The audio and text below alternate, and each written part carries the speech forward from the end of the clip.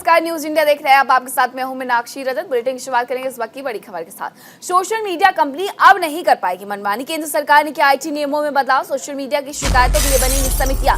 नई व्यवस्था के लिए सरकार ने तैयार किया खाका। सोशल मीडिया के कंटेंट पर समितियों की रहेगी नजर। यूजर्स की प्राइवेसी का रखा जाएगा ख्याल। इस वक्त की ये बड़ी खबर, जहां आप सोशल मीडिया की जो कंपनी है वो मनमानी नहीं कर पाएंगी। साफ तौर पर सरकार ने कह दिया है कि यहाँ पर समितियों का गठन किया जाएगा जो कि निगरानी रखेगा कि आखिरकार किस तरीके से ये सोशल मीडिया कंपनी काम कर रही है और किसी की निजता का उल्लंघन तो नहीं कर रही है। तो इस तरीके से अब ये बड़ा फैसला लिया गया है।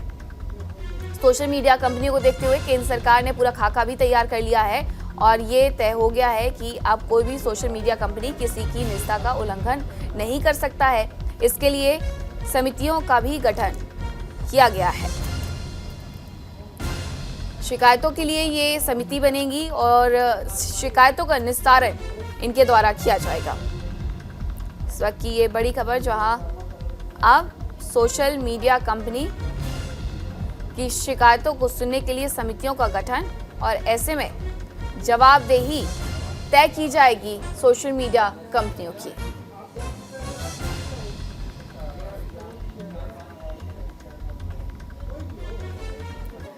एक और बड़ी खबर आपको बता दें, देश के दक्षिण राज्यों में हो सकती है भारी बारिश। अगले 5 दिनों तक येलो अलर्ट जारी किया गया है। कई दक्षिण राज्यों में कहर बरपा सकती है बारिश। मछुआरों को समुद्र किनारे जाने से किया गया मना। देश के कुछ हिस्सों में मौसम रहेगा शुष्क। तो इस वक्त की ये बड़ी खबर, जो अगले 5 दिनों के लिए येलो अलर्ट जारी किया गया है और आने वाले वक्त में यहाँ पर बारिश कहर बरपा सकती है। दक्षिण राज्यों में ये अलर्ट जारी किया गया है। मछुआरों को भी समुद्र किनारे जाने से रोक दिया गया है। मनाही रहेगी इस दौरान, समुद्र किनारे ना जाएं। देश के कुछ हिस्सों में मौसम शुष्क रहने वाला है। ये सारी जानकारी मौसम विभाग के द्वारा दी गई है कि आने वाले वक्त में दक्षिण प्रदेश के कई राज्यों में बारिश की संभावना है। ऐसे में येलो अलर्ट जारी किया गया है। जो मछुआरे हैं उन्हें भी समुद्र किनारे जाने से मना किया गया है।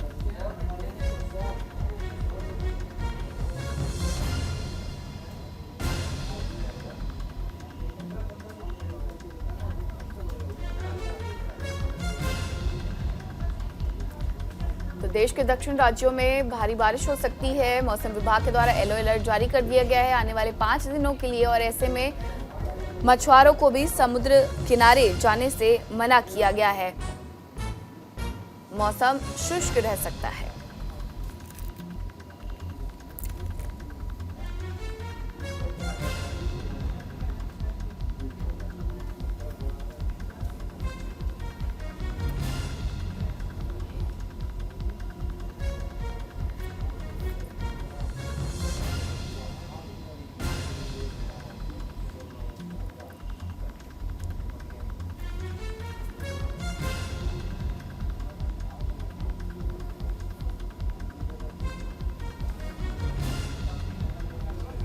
कई राज्यों में कहर बरपा सकती है बारिश और इस वजह से 5 दिन का येलो अलर्ट भी जारी किया गया है। देश के कुछ हिस्सों में मौसम भी शुष्क रहने की संभावना मौसम विभाग के द्वारा जताई जा रही है।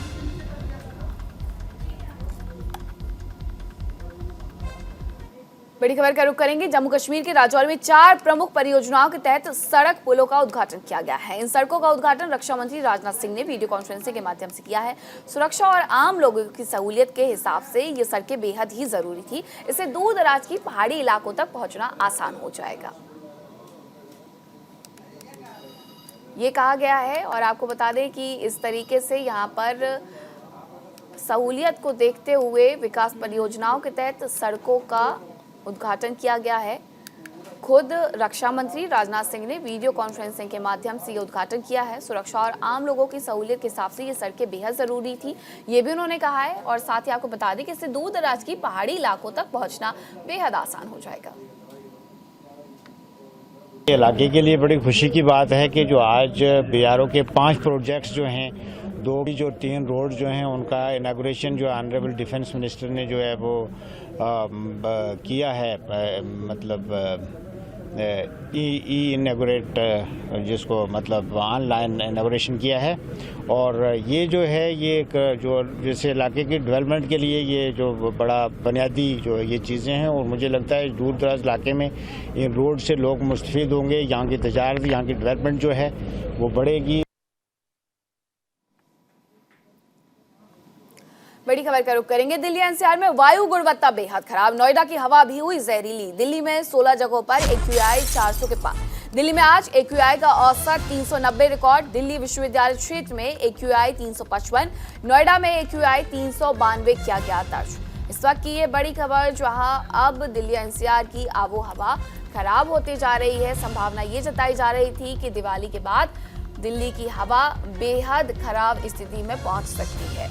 हालांकि पिछले 7 सालों के रिकॉर्ड को देखा जाए तो इस बार दिल्ली का AQI पिछले 7 सालों की तुलना में काफी बेहतर रहा, लेकिन एक बार फिर से दिल्ली एनसीआर की आबो हवा दमघोटू हो गई है, जहरीली हो गई है। दिल्ली एनसीआर में वायु गुणवत्ता का स्तर बेहद खराब।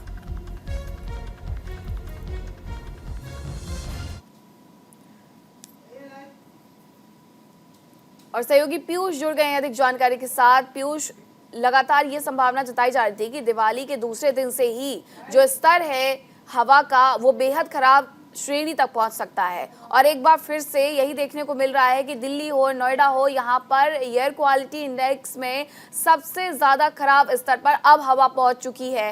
क्या कुछ इंतजाम किए जा रहे हैं, और क्या पहले की तरह जैसे पानी का छिड़काव किया जाता था ताकि धूल के जो कण हैं उन्हें ऊपर उठने से रोका जा सके, उन्हें बैठाया जाए, तो इस तरीके के भी इंतजाम किए जा रहे हैं?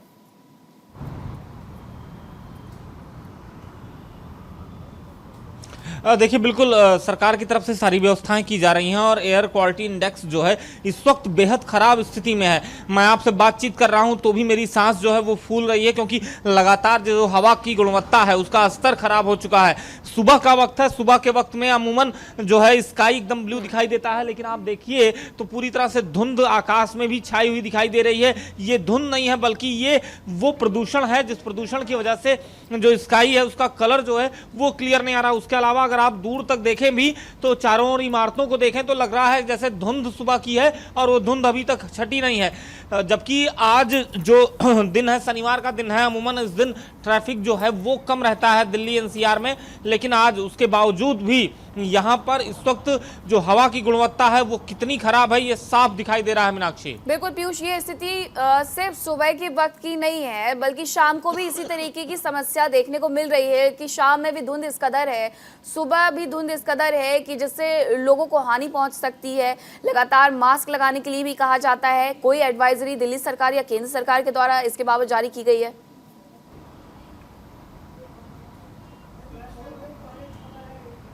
देखिए, दिल्ली सरकार या केंद्र सरकार की तरफ से भी कोई एडवाइजरी नहीं जारी की गई है, लेकिन जो लोग जिन लोगों को ये समस्याएं हो रही हैं, चाहे वो सांस के मरीज हों, चाहे वो हार्ट के मरीज हों या छोटे बच्चे हों, जिनकी आंखों में जलन और सांस फूलने जैसी दिक्कतें आ रही हैं, उन्हें डॉक्टर की तरफ से जो एडवाइस दी जा रही है कि आप जब भी घर से निकलें मास्क लगा के निकलें और अधिक से अधिक जो रुमाल अपने साथ रखें और हमेशा उस रुमाल को गीला करके अपनी आंखों को पोंछें। तमाम इस तरह की एडवाइस जो है वो एडवाइस जो चिकित्सक हैं उनके तरफ से दी जा रही है। इस वक्त जो हवा का स्तर है वो इतना खराब है कि आपको हेडेक हो जा रहा है, आपकी आंखों में जलन हो रही है और सांसें जो हैं वो आपकी फूलती हुई नजर आ रही हैं। बिल्कुल, तो ऐसे में सुरक्षा के भी इंतजाम करने चाहिए, मास्क पहनकर घर से बाहर निकलना चाहिए। लेकिन पीयूष, ऐसे कई लोग होते हैं जो मॉर्निंग वॉक के लिए निकलते हैं, इवनिंग वॉक के लिए निकलते हैं।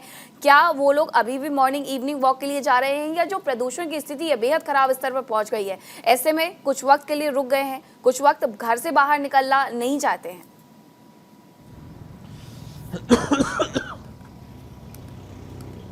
देखिए, जो लोग इवनिंग वॉक या मॉर्निंग वॉक के लिए जा रहे थे उन लोगों ने ही इन जैसी समस्याओं को देखा और उसके बाद डॉक्टरों के पास वो लोग पहुंचे, क्योंकि सुबह का वक्त होता है, लोग ये सोचते हैं सुबह के वक्त में खुली वायु के बीच में वो टहलें जो कि स्वास्थ्य के लिए लाभकारी होगा, लेकिन इस वक्त की जो सुबह तो हवा स्वास्थ्य बिल्कुल पीयूष, और ऐसे में बेहद जरूरी है कि लोग जो बाहर निकल रहे हैं वो मास्क भी पहने और तमाम जो स्केल होते हैं, पैमाने होते हैं, उनका भी पालन करें। बहुत शुक्रिया आपका तमाम जानकारी के लिए। एक और बड़ी खबर का रुख करेंगे। आतंकवाद पर यूएनएससी कमेटी की दूसरी बैठक आज।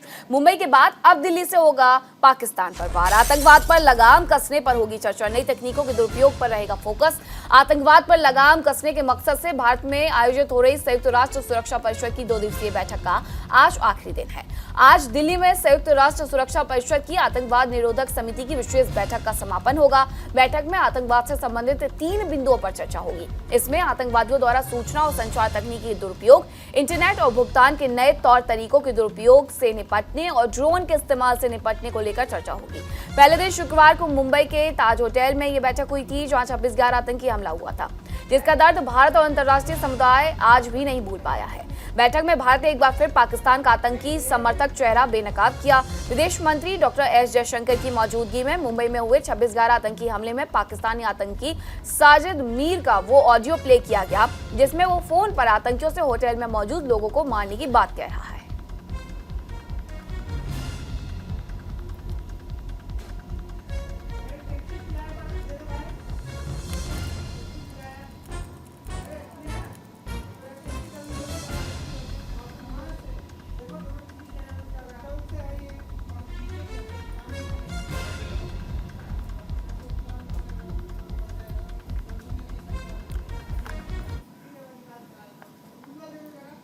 बड़ी खबर बिहार से, जहां औरंगाबाद में सिलेंडर ब्लास्ट में 25 झुलसे, 7 पुलिसकर्मी समेत 25 झुलसे, सभी घायल सदर अस्पताल में भर्ती। छठ का प्रसाद बनाते वक्त हादसा। बिहार के औरंगाबाद में उस वक्त हड़कंप मच गया जब रसोई गैस का सिलेंडर ब्लास्ट हो गया। इसमें 25 लोग झुलस गए हैं। इतना ही नहीं, आग लगने की सूचना पर पहुंची पुलिस की टीम के साथ जवान भी आग बुझाने के क्रम में झुलस गए हैं। हादसे के बाद इलाके में अफरा तफरी मच गई है। सभी घायलों को तुरंत सदर अस्पताल में भर्ती कराया गया है, जहां उनका इलाज चल रहा है। फिलहाल घायलों की स्थिति खतरे से बाहर बताई जा रही है। आपको बता दें कि छठ का पावन पर्व चल रहा है, आज दूसरा दिन है और ऐसे में प्रसाद बनाते वक्त ये बड़ा हादसा हुआ है, जहां औरंगाबाद में ब्लास्ट हुआ है, सिलेंडर ब्लास्ट हुआ है। सिलेंडर ब्लास्ट में 25 लोग झुलस गए हैं। 7 पुलिसकर्मी समेत 25 लोग झुलसे हैं। सभी को जिला अस्पताल में भर्ती कराया गया है, सदर अस्पताल में भर्ती कराया गया है सभी घायलों को, जहां उनका इलाज जारी है।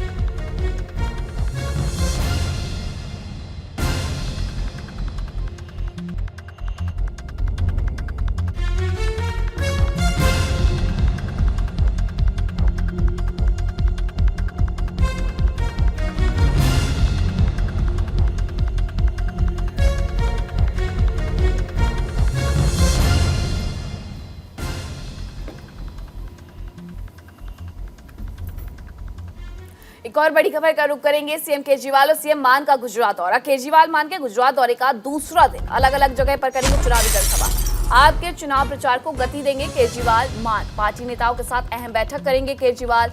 3 दिवसीय गुजरात दौरे पर है केजरीवाल और मान। गुजरात विधानसभा चुनाव की सरगर्मियां तेज हो गई हैं। चुनाव की तारीखों को लेकर बेशक अटकलों का दौर जारी है, लेकिन तमाम राजनीतिक दल पूरी तरह से इलेक्शन मोड में है। इस बीच आम आदमी पार्टी के संयोजक अरविंद केजरीवाल गुजरात पहुंचे हुए हैं। उनके 3 दिन के गुजरात दौरे का आज दूसरा दिन है। इस दौरे पर उनके साथ पंजाब के सीएम भगवंत मान भी हैं। दोनों नेता आज अलग अलग जगहों पर चुनावी जनसभाएं करेंगे और पार्टी के चुनाव प्रचार को गति देंगे। केजरीवाल और मान की गुजरात में 6 चुनावी जनसभाएं प्रस्तावित है। वहीं केजरीवाल आज पार्टी नेताओं के साथ अहम बैठक भी करेंगे। गुजरात चुनाव की तारीखों की घोषणा 1 नवंबर या फिर 2 नवंबर को होने की संभावना है। 2017 के चुनाव में मुकाबला बीजेपी और कांग्रेस के बीच ही था, मगर इस बार आम आदमी पार्टी के आने से मुकाबला त्रिकोणीय और रोचक होने की उम्मीद की जा रही है। पंजाब में बड़ी जीत के बाद आम आदमी पार्टी को भी गुजरात में काफी उम्मीदें हैं। यही वजह है कि आम आदमी पार्टी ने गुजरात चुनाव में पूरी जान फूंक दी है। खुद पार्टी संयोजक अरविंद केजरीवाल लगातार गुजरात का दौरा कर रहे हैं। वहीं अब स्टार कैंपेनर भगवंत मान भी चुनाव प्रचार में उतरे हैं।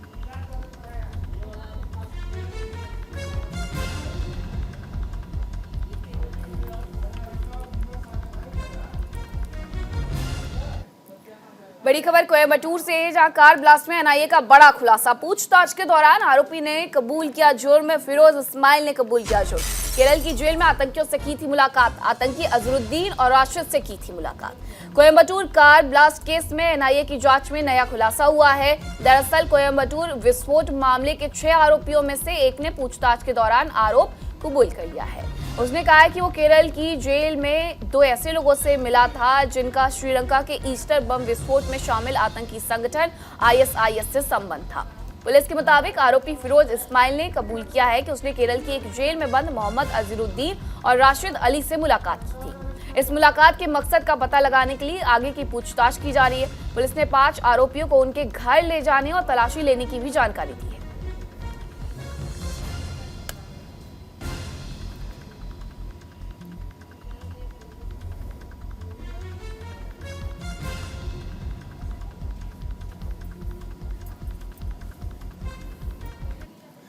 और अब बात करेंगे समाजवादी पार्टी के वरिष्ठ नेता आजम खान की। आखिरकार विधायकी चली गई। विधानसभा अध्यक्ष सतीश महाना ने रामपुर कोर्ट से आदेश मिलने के बाद ये कार्रवाई की है, जिसके बाद रामपुर विधानसभा की सीट रिक्त घोषित कर दी गई है। रामपुर के MPMLA कोर्ट ने हेट स्पीच मामले में आजम खान को दोषी करार दिया है, जिसके तहत आजम को 3 साल कैद और 25,000 रुपए जुर्माने की सजा सुनाई गई है। सजा की आधिकारिक कॉपी मिलने के बाद विधानसभा अध्यक्ष ने रामपुर विधानसभा सीट को रिक्त घोषित कर दिया। इस पूरे मामले पर सपा प्रवक्ता फकरुल हसन ने क्या कुछ कहा, आपको सुनवाते हैं।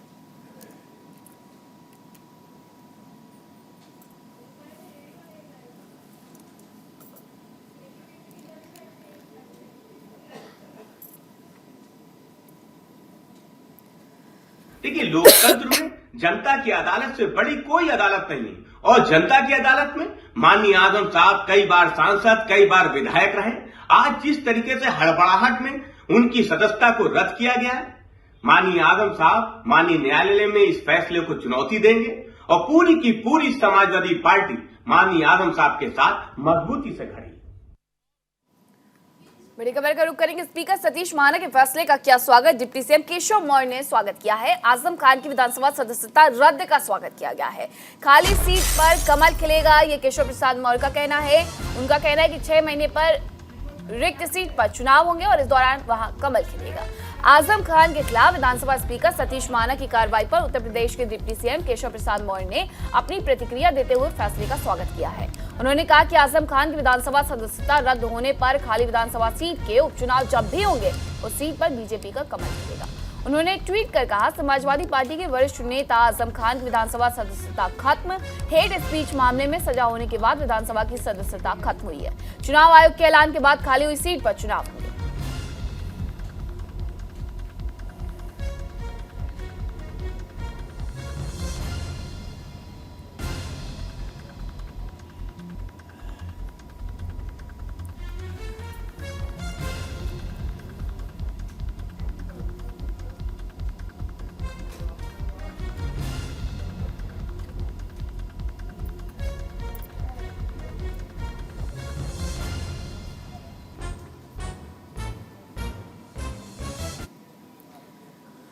एक और बड़ी खबर आपको बताते हैं जो आपकी जेब पर असर डालेगी। दरअसल दिल्ली में सफर महंगा हुआ है। दिल्ली सरकार ने ऑटो टैक्सी के किराए को बढ़ा दिया है। सरकार ने न्यूनतम किराए में 5 रुपए की बढ़ोतरी की है। ऑटो का किराया 25 रुपए से बढ़कर 30 रुपए किया गया है। टैक्सी का किराया 25 रुपए से बढ़कर 40 रुपए कर दिया गया है। इस वक्त ये बड़ी खबर जो आज दिल्ली सरकार ने ऑटो टैक्सी के लिए किराए की कीमत अब बढ़ा दी है। सरकार ने न्यूनतम किराए में 5 रुपए की बढ़ोतरी करते हुए तय किया है कि ऑटो का जो किराया है वो 25 रुपए से बढ़कर अब 30 रुपए हो गया, जबकि टैक्सी का किराया 25 रुपए से बढ़कर 40 रुपए कर दिया गया है।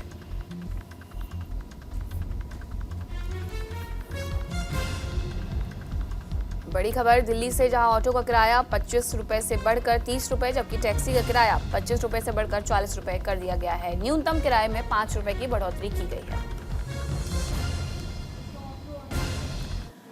बड़ी खबर तेलंगाना से है, जहां ऑपरेशन लोटस पर सियासत तेज हो गई है। एसीबी कोच के फैसले के खिलाफ हाईकोर्ट जाएगी पुलिस। बीजेपी नेताओं के रिमांड खारिज करने का मामला।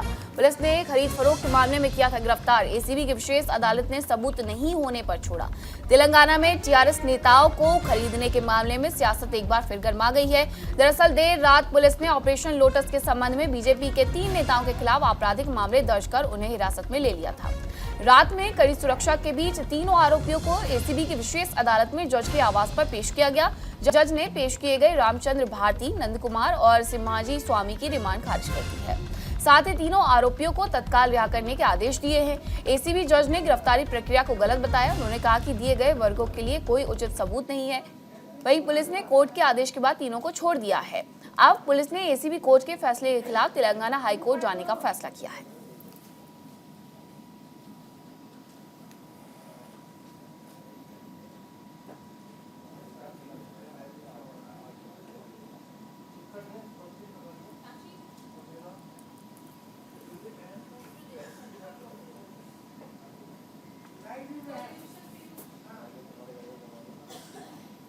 बात करेंगे छठ पर्व की। छठ पर्व का आज दूसरा दिन है। खरना के बाद शुरू होने वाला है 36 घंटे का निर्जला उपवास। सूर्य देव को दरअसल गुड़ की खीर का प्रसाद चढ़ाया जाएगा और तीसरे दिन सूर्य को अर्घ्य दिया जाएगा।